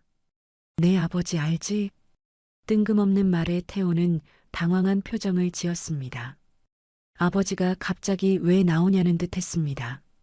순자 씨는 개의치 않고 말을 이었습니다. 내 아버지도 그랬어. 너처럼 아내 속이고 다른 여자 만났어. 태호의 눈이 커졌습니다. 아버지에 대한 그런 이야기를 처음 듣는 것이 분명했습니다. 순자 씨는 담담하게 말을 이어갔습니다. 내가 6살 때였어. 어머니가 아버지 양복 주머니에서 영화표 2장을 발견했어. 어머니가 본 적 없는 영화였어. 아버지한테 물었더니 회사 동료하고 봤다고 하더라.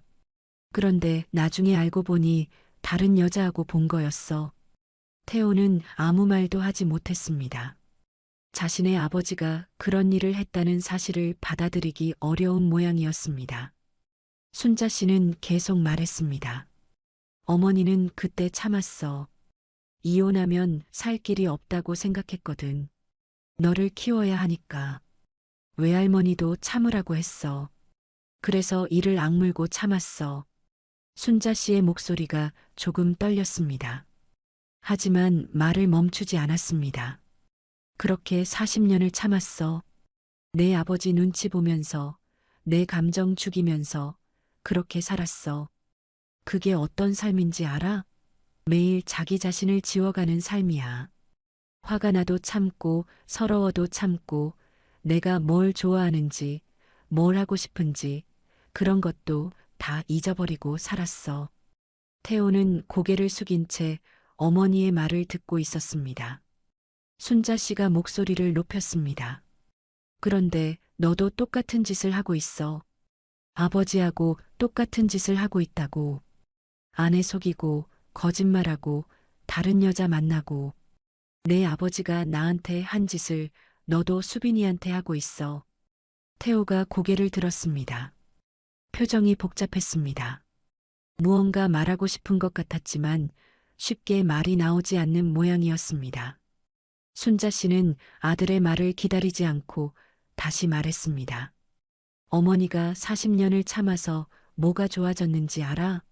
아무것도 안 좋아졌어. 내 아버지는 끝내 안 바뀌었어. 내가 참는다고 돌아오는 게 아니더라. 오히려 더 당당해지더라. 어머니가 아무 말도 안 하니까 자기는 잘못이 없다고 생각하는 거야. 결국 나만 늙고 나만 불행해졌어. 순자 씨의 눈에 눈물이 고이기 시작했습니다. 하지만 울지 않으려고 애썼습니다. 지금은 감정에 휘둘릴 때가 아니었습니다. 할 말이 있었습니다. 그래서 수빈이한테는 참으라고 안 할 거야.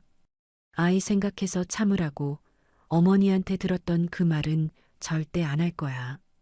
수빈이는 아직 젊어. 새로운 인생을 시작할 수 있어. 어머니처럼 40년을 허비하면서 살게 두지 않을 거야. 태호가 입을 열었습니다. 어머니, 저는 아버지하고 달라요. 저는 진짜 끝낼 수 있어요. 다시는 안 그럴게요. 순자 씨는 고개를 저었습니다. 내 아버지도 그렇게 말했어. 다시는 안 그런다고. 그런데 안 그러더냐? 그게 한 번으로 끝나더냐? 아니야. 사람은 쉽게 안 바뀌어. 특히 한 번 거짓말한 사람은 또 거짓말해. 태호는 할 말을 잃었습니다. 어머니의 말을 반박할 수가 없었습니다.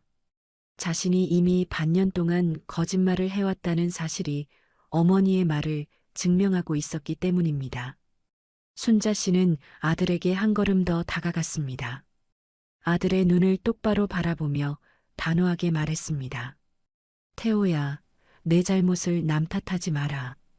어머니가 부추겼다고, 수빈이가 예민하다고, 그런 식으로 남 탓하면 안 돼. 내가 잘못한 거야. 내가 아내를 속이고 다른 여자를 만난 거야. 그 책임은 내가 져야 해. 태호는 아무 말도 하지 못했습니다. 어머니의 눈빛이 처음 보는 것처럼 단호했습니다. 평생 순종적이기만 했던 어머니였습니다. 아버지가 무슨 말을 해도 알겠다고 하고 시키는 대로 했던 어머니였습니다. 그런 어머니가 지금 자신 앞에서 이렇게 단호하게 말하고 있었습니다. 어머니가 너를 사랑하지 않아서 이러는 게 아니야. 너는 내 아들이야. 내가 낳아서 키운 자식이야. 너를 위해서라면 목숨도 줄 수 있어. 하지만 그렇다고 해서 내 잘못을 덮어줄 수는 없어. 잘못은 잘못이야. 내 아들이라고 해서 봐줄 수 있는 게 아니야. 순자 씨의 목소리가 떨렸지만 눈빛은 흔들리지 않았습니다. 태호는 어머니의 눈에서 사랑과 실망이 함께 담겨 있는 것을 느꼈습니다. 가슴이 먹먹해졌습니다. 자신이 어머니를 얼마나 실망시켰는지 비로소 깨달은 것이었습니다. 그리고 한 가지 더. 나는 40년을 참았다. 그래서 내 아버지도 나도 결국 아무도 행복하지 않았어. 내가 정말 행복하길 바란다면 수빈이를 보내줘라. 억지로 붙잡아봐야 서로 불행해질 뿐이야. 사랑이 없는 결혼은 감옥이야. 어머니가 40년간 그 감옥에 있었어. 수빈이는 그러면 안 돼. 순자 씨가 말을 마치자 거실에 무거운 침묵이 흘렀습니다. 태호는 고개를 푹 숙인 채 아무 말도 하지 못했습니다. 어깨가 미세하게 떨리고 있었습니다. 울고 있는 것일 수도 있었습니다. 순자 씨는 아들의 그런 모습을 보면서 마음이 아팠지만 돌아서지 않았습니다. 여기서 물러서면 안 됐습니다. 수빈 씨는 시어머니의 뒷모습을 바라보고 있었습니다. 시어머니가 자신을 위해 아들에게 저렇게까지 말씀하시는 것이 믿기지 않았습니다. 세상에 어떤 시어머니가 며느리 편을 들어 아들에게 저런 말을 할 수 있겠습니까? 수빈 씨는 눈물이 났습니다. 슬픔의 눈물이 아니라 감사함의 눈물이었습니다. 한참이 지나 태호가 천천히 고개를 들었습니다. 눈이 빨갛게 충혈되어 있었습니다. 태호는 어머니를 바라보았다가 아내를 바라보았습니다. 그리고 다시 고개를 숙였습니다. 미안해요. 어머니한테도 수빈이 당신한테도. 작은 목소리였습니다. 순자 씨는 아무 말도 하지 않았습니다. 수빈 씨도 마찬가지였습니다. 미안하다는 말로 해결될 일이 아니었습니다. 태호도 그것을 알고 있었습니다. 수빈 씨는 남편의 모습을 바라보면서 마지막 미련을 내려놓았습니다. 한때는 사랑했던 사람이었습니다. 평생을 함께하겠다고 약속했던 사람이었습니다. 하지만 그 약속은 이미 깨졌습니다. 태호가 먼저 깨뜨린 것이었습니다. 수빈 씨는 더 이상 이 결혼에 미련을 갖지 않기로 했습니다. 그날 이후로 이혼 절차가 시작되었습니다. 태호는 더 이상 반대하지 않았습니다. 어머니 앞에서 자신의 잘못을 인정한 뒤로 태호는 마치 모든 것을 체념한 사람처럼 조용해졌습니다. 수빈 씨가 요구하는 조건들을 대부분 수락했습니다. 민준이의 양육권은 수빈 씨가 갖기로 했고 태호는 양육비를 지급하기로 했습니다. 재산 분할도 크게 다툼 없이 정리되었습니다. 변호사를 통해 서류가 오가고 법원에 서류가 접수되고 그렇게 한 달이 지났습니다. 이혼이 최종적으로 확정된 날은 가을이 깊어가는 시기였습니다. 법원에서 나온 수빈 씨는 하늘을 올려다보았습니다. 맑고 높은 하늘이었습니다. 마음이 홀가분해야 할 것 같은데 복잡한 감정이 뒤섞여 있었습니다. 결혼 생활이 끝났다는 안도감, 앞으로 혼자 아이를 키워야 한다는 부담감, 그리고 한때 사랑했던 사람과 헤어진다는 슬픔. 여러 감정이 한꺼번에 밀려와서 수빈 씨는 한동안 법원 앞에 서 있었습니다. 그때 전화가 울렸습니다. 순자 씨였습니다. 수빈아, 오늘 시간 되니? 어머니가 보고 싶구나. 순자 씨의 목소리는 따뜻했습니다. 수빈 씨는 알겠다고 대답하고 약속 장소로 향했습니다. 처음 시어머니와 이야기를 나눴던 그 찻집이었습니다. 수빈 씨가 도착했을 때 순자 씨는 이미 와 있었습니다. 창가에서 먼 구석자리에 앉아 있었습니다. 수빈 씨를 보자 순자 씨가 손을 흔들었습니다. 수빈 씨는 시어머니 맞은편에 앉았습니다. 아니, 이제는 시어머니가 아니었습니다. 이혼을 했으니 법적으로는 남남이었습니다. 하지만 수빈 씨에게 순자 씨는 여전히 어머니 같은 존재였습니다. 오히려 이전보다 더 가깝게 느껴졌습니다. 자신을 위해 친아들에게까지 단호하게 말씀하신 분이었기 때문입니다. 오늘 법원 다녀왔지? 순자 씨가 물었습니다. 수빈 씨는 고개를 끄덕였습니다. 순자 씨가 수빈 씨의 손을 잡았습니다. 수고했어. 많이 힘들었지? 그 말에 수빈 씨의 눈에 눈물이 고였습니다. 힘들었습니다. 정말 힘들었습니다. 하지만 동시에 이제야 끝났다는 안도감도 있었습니다. 수빈 씨는 눈물을 닦으며 대답했습니다. 네, 좀 힘들었어요. 그래도 이제 끝났으니까요. 순자 씨는 고개를 끄덕였습니다. 그리고 테이블 위에 놓아두었던 작은 봉투를 수빈 씨 앞으로 밀었습니다. 수빈 씨는 그것이 무엇인지 몰라 순자 씨를 바라보았습니다. 이게 뭐예요? 열어봐. 수빈 씨가 봉투를 열었습니다. 안에는 통장이 들어 있었습니다. 수빈 씨가 통장을 펼쳐보고는 눈이 커졌습니다. 적지 않은 금액이 찍혀 있었습니다. 수빈 씨가 당황하며 순자 씨를 바라보았습니다. 어머니, 이게 뭐예요? 저는 이거 못 받아요. 순자 씨가 고개를 저었습니다. 받아. 어머니가 몇 년 동안 모아둔 돈이야. 쓸 데가 없어서 그냥 넣어뒀는데 이제 내가 써. 새로 시작하는데 보태. 수빈 씨는 손사래를 쳤습니다. 아니에요. 어머니가 힘들게 모으신 건데 제가 어떻게 받아요. 저는 괜찮아요. 양육비도 받기로 했고 제가 일도 할 거예요. 순자 씨는 수빈 씨의 손을 다시 잡았습니다. 그리고 단호하지만 따뜻한 목소리로 말했습니다. 수빈아, 받아. 이건 어머니가 너한테 해줄 수 있는 거야. 그동안 어머니가 너한테 해준 게 뭐가 있니? 태호가 야근한다고 할 때 혼자 애 보느라 힘든 거 알면서도 그냥 넘어갔어. 진작 눈치챘어야 했는데 못 챘어. 그게 미안해서 그래. 수빈 씨가 고개를 저었습니다. 어머니가 미안해하실 거 없어요. 어머니 잘못이 아니잖아요. 어머니는 오히려 저한테 많이 해주셨어요. 사실대로 말씀해 주신 것, 제 편 들어주신 것, 그게 얼마나 큰 건지 아세요? 수빈 씨의 눈에서 눈물이 흘러내렸습니다. 순자 씨도 눈시울이 붉어졌습니다. 그래도 받아. 이거 안 받으면 어머니 마음이 편하지가 않아. 내가 민준이 데리고 새로 시작하려면 돈이 필요할 거 아니야. 집도 구해야 하고 민준이 어린이집도 보내야 하고 이 돈으로 일단 정착하고 나중에 안정되면 그때 어머니한테 밥이나 한 끼 사줘. 그걸로 됐어. 순자 씨가 웃으며 말했습니다. 수빈 씨는 한동안 통장을 바라보다가 결국 고개를 끄덕였습니다. 거절하면 순자 씨의 마음이 더 불편할 것 같았기 때문입니다.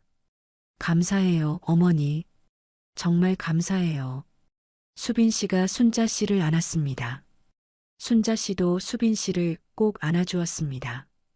두 사람은 한동안 말없이 그렇게 있었습니다. 찻집 안은 조용했고 오후의 햇살이 창문으로 부드럽게 들어오고 있었습니다. 한참이 지나 두 사람이 떨어졌습니다. 수빈 씨가 눈물을 닦으며 말했습니다. 어머니, 저 어머니 덕분에 이렇게 결정할 수 있었어요. 어머니가 말씀 안 해주셨으면 저는 아마 계속 모른 척 했을 거예요. 그냥 참으면서 살았을 거예요. 그런데 어머니가 사실을 알려주셨고 어머니 이야기를 해주셨잖아요. 그래서 제가 용기를 낼 수 있었어요. 순자 씨가 고개를 끄덕였습니다. 잘했어. 내가 용기 낸 거야. 어머니는 그냥 사실을 알려줬을 뿐이야. 결정은 내가 한 거야. 수빈 씨는 고개를 저었습니다. 아니에요. 어머니가 안 계셨으면 저는 못했을 거예요. 어머니가 40년 동안 얼마나 힘드셨는지 들었을 때 저는 그렇게 살면 안 되겠다고 생각했어요. 저도 민준이도 행복해지려면 떠나야 한다고 생각했어요. 그 용기를 어머니가 주신 거예요. 순자 씨는 며느리의 말을 듣고 가슴이 뭉클해졌습니다. 자신의 불행했던 이야기가 누군가에게 용기가 되었다는 것이 이상하게도 위로가 되었습니다. 40년간 참기만 했던 자신의 삶이 헛되지 않았다는 생각이 들었습니다. 수빈아, 약속 하나만 해줘. 순자 씨가 말했습니다. 수빈 씨가 무엇이냐고 물었습니다. 앞으로는 내 인생 살아. 남 눈치 보지 말고 내가 하고 싶은 거 하면서 살아. 어머니처럼 자기 자신 지워가면서 살지 마. 알겠지? 수빈 씨가 고개를 끄덕였습니다. 네, 약속할게요. 저 제 인생 살게요. 민준이하고 행복하게 살게요. 순자 씨가 웃으며 수빈 씨의 손을 다시 잡았습니다. 그리고 힘들 때는 언제든 연락해. 우리가 법적으로는 남남이 됐지만 어머니는 여전히 내 편이야. 그건 안 변해. 수빈 씨의 눈에 다시 눈물이 고였습니다. 수빈 씨가 고개를 끄덕이며 대답했습니다. 네, 어머니. 감사해요. 정말 감사해요. 두 사람은 차를 마시며 한동안 이야기를 나누었습니다. 앞으로의 계획, 민준이 이야기, 그리고 사소한 일상 이야기. 시어머니와 며느리라는 관계를 넘어서 한 사람과 한 사람으로 대화를 나누는 것 같았습니다. 수빈 씨는 생각했습니다. 결혼 생활은 끝났지만 이 관계는 끝나지 않았다고. 오히려 이전보다 더 진실한 관계가 되었다고. 찻집을 나선 두 사람은 골목 입구에서 헤어졌습니다. 순자 씨가 수빈 씨의 어깨를 두드리며 말했습니다. 잘 살아. 행복하게 살아. 수빈 씨가 고개를 숙여 인사했습니다. 그리고 돌아서서 걸어갔습니다. 순자 씨는 수빈 씨의 뒷모습이 보이지 않을 때까지 그 자리에 서 있었습니다. 며느리의 앞날에 행복만 있기를 바라는 마음이었습니다. 그로부터 몇 달이 흘렀습니다. 계절이 바뀌어 겨울이 왔고 다시 봄이 찾아왔습니다. 거리에는 벚꽃이 피기 시작했고 바람에는 따스한 기운이 섞여 있었습니다. 순자 씨는 오랜만에 외출 준비를 했습니다. 오늘은 특별한 날이었습니다. 수빈 씨가 작은 카페를 열었다는 소식을 들었기 때문입니다. 순자 씨에게 꼭 와달라고 했습니다. 개업 첫날에 가장 먼저 오셨으면 좋겠다고 했습니다. 순자 씨는 그 말을 듣고 가슴이 따뜻해지는 것을 느꼈습니다. 카페는 수빈 씨가 새로 이사한 동네의 작은 골목에 있었습니다. 순자 씨는 주소를 보고 골목을 찾아 들어갔습니다. 골목 끝에 작은 간판이 보였습니다. 하얀 바탕에 연한 초록색 글씨로 카페 이름이 적혀 있었습니다. 순자 씨는 간판을 보며 미소를 지었습니다. 이름이 예뻤습니다. 수빈 씨가 직접 지은 것이 분명했습니다. 문을 열고 들어가자 커피 향이 순자 씨를 맞이했습니다. 작은 공간이었지만 깔끔하게 정돈되어 있었습니다. 나무 테이블 몇 개와 의자들, 창가에는 작은 화분들이 놓여 있었습니다. 햇살이 창문으로 들어와 카페 안을 밝게 비추고 있었습니다. 순자 씨는 그 모습을 보며 가슴이 벅차올랐습니다. 수빈 씨가 정말로 새 출발을 한 것이었습니다. 어머니, 오셨어요? 카운터 뒤에서 수빈 씨가 밝은 얼굴로 나왔습니다. 앞치마를 두르고 있었고 얼굴에는 환한 미소가 있었습니다. 몇 달 전 법원 앞에서 보았던 복잡한 표정은 사라지고 없었습니다. 순자 씨는 수빈 씨의 얼굴을 보며 안도했습니다. 잘 지내고 있구나 싶었습니다. 어머, 잘 꾸며놨네. 예쁘다. 순자 씨가 카페 안을 둘러보며 말했습니다. 수빈 씨가 고맙다고 하며 순자 씨를 창가 자리로 안내했습니다. 가장 좋은 자리였습니다. 창밖으로 골목이 보였고 봄 햇살이 따스하게 들어오는 자리였습니다. 여기 앉으세요. 제가 커피 내려올게요. 수빈 씨가 말하고 카운터로 돌아갔습니다. 순자 씨는 창밖을 바라보며 생각에 잠겼습니다. 불과 반년 전만 해도 수빈 씨는 남편의 외도를 알고 눈물 짓고 있었습니다. 그런데 지금은 자신의 가게를 열고 새로운 삶을 시작하고 있었습니다. 순자 씨는 그 변화가 대견하고 자랑스러웠습니다. 잠시 후 수빈 씨가 커피 2잔을 들고 왔습니다. 하나는 순자 씨 앞에, 하나는 자기 앞에 놓았습니다. 그리고 맞은편에 앉았습니다. 첫 손님이세요. 제가 직접 내린 거예요. 수빈 씨가 웃으며 말했습니다. 순자 씨가 커피를 한 모금 마셨습니다. 부드럽고 향긋했습니다. 순자 씨가 고개를 끄덕이며 맛있다고 했습니다. 수빈 씨의 얼굴에 뿌듯한 표정이 떠올랐습니다. 민준이는 잘 있어? 순자 씨가 물었습니다. 수빈 씨가 고개를 끄덕였습니다. 네, 잘 있어요. 어린이집 잘 다니고 있어요. 요즘 친구가 많이 생겼대요. 집에 오면 친구들 이야기만 해요. 수빈 씨의 얼굴에 행복한 미소가 번졌습니다. 순자 씨도 따라 웃었습니다. 민준이가 잘 지내고 있다니 다행이었습니다. 아이들은 회복력이 좋다고 했습니다. 새로운 환경에도 금방 적응하는 것이 아이들이었습니다. 너는 어때? 힘들지 않아? 순자 씨가 물었습니다.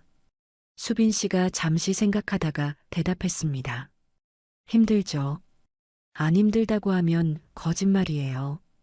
혼자 민준이 보면서 가게 준비하는 게 쉽지는 않았어요. 잠도 많이 못 자고 걱정도 많이 했어요.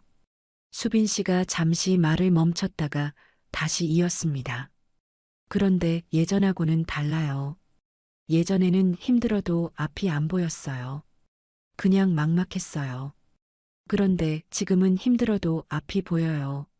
내가 뭘 하고 있는지, 어디로 가고 있는지 알겠어요. 그게 다른 것 같아요. 순자 씨는 수빈 씨의 말을 들으며 고개를 끄덕였습니다. 수빈 씨가 순자 씨의 손을 잡았습니다. 어머니 덕분이에요. 어머니가 안 계셨으면 저는 아직도 그 결혼 안에 갇혀 있었을 거예요. 어머니가 저한테 용기를 주셨어요. 순자 씨는 고개를 저었습니다. 아니야, 내가 용기를 낸 거야. 어머니는 그냥 사실을 알려줬을 뿐이야. 그래도요. 어머니 이야기를 듣지 않았으면 저는 결정을 못했을 거예요.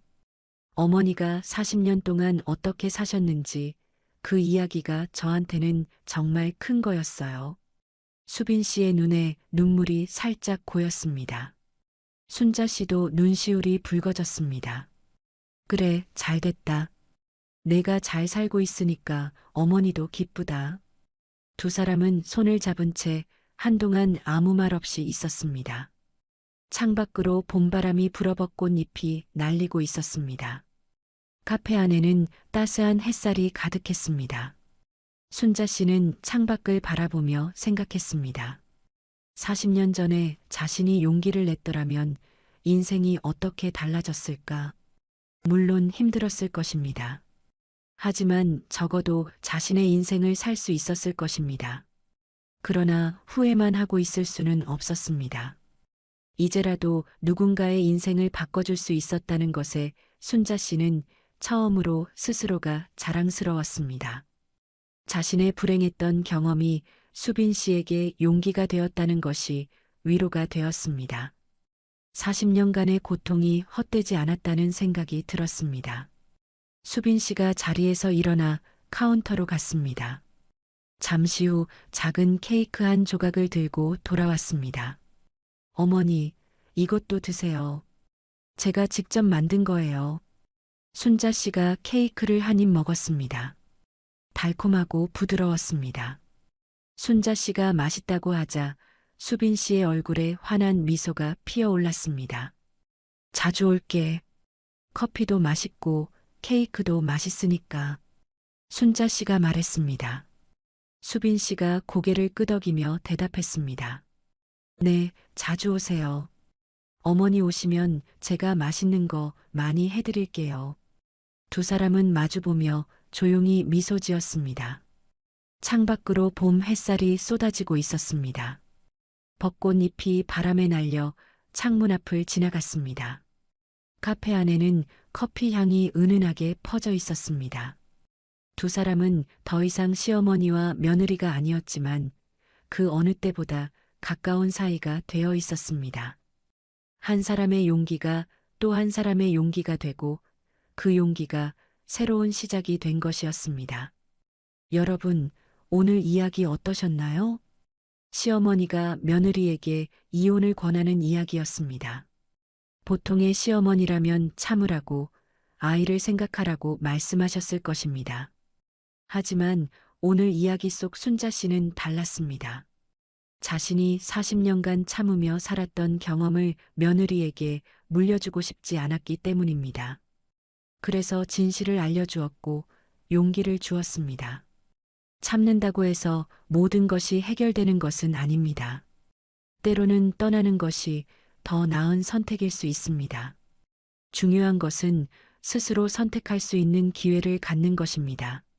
모르고 속는 것보다 알고 선택하는 것이 낫습니다. 순자 씨는 수빈 씨에게 그 기회를 준 것입니다. 그리고 한 가지 더. 나이가 들었다고 해서 늦은 것은 아닙니다. 순자 씨는 67의 나이에 처음으로 자신이 자랑스럽다고 느꼈습니다. 누군가의 인생을 바꿔줄 수 있었다는 것이 그분에게는 큰 위로가 되었습니다. 우리의 경험이 누군가에게 용기가 될 수 있다면 그것만으로도 충분히 의미 있는 삶이 아닐까요? 오늘도 이야기 끝까지 들어주셔서 감사합니다. 이 이야기가 마음에 드셨다면 구독과 좋아요, 그리고 알림 설정까지 부탁드립니다. 여러분의 응원이 더 좋은 이야기를 만드는 힘이 됩니다. 그럼 다음 이야기에서 다시 뵙겠습니다. 감사합니다.